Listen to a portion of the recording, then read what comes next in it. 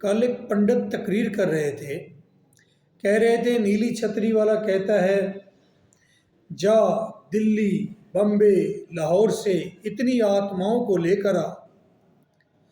उनका इस रूए ज़मीन पर टाइम पीरियड पूरा हो चुका है, लेकिन जर्मनी और जापान से थोड़े लोग मंगाता है नीली छतरी वाला। ऐसे नीली छतरी वाला इतना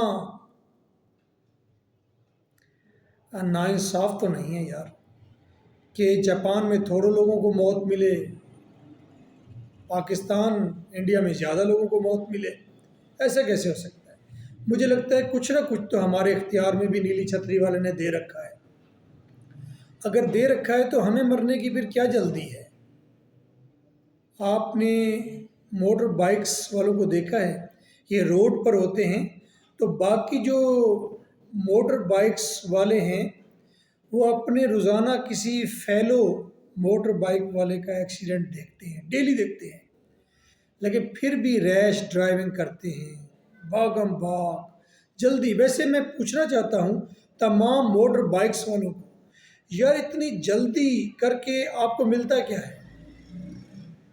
हम अपने बाप को, दादा को देखें, वो भी अगर बाइक दौड़ाते रहे रोड पर तो क्या कर लिया है उन्होंने, कितना पैसा इकट्ठा कर लिया है।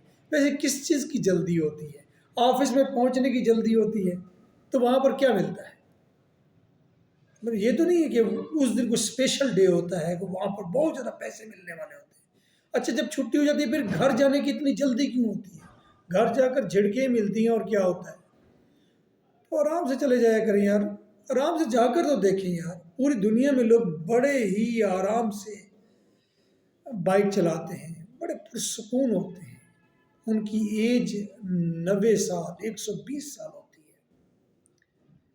बड़ा सुकून होता है उनके मिजाज में।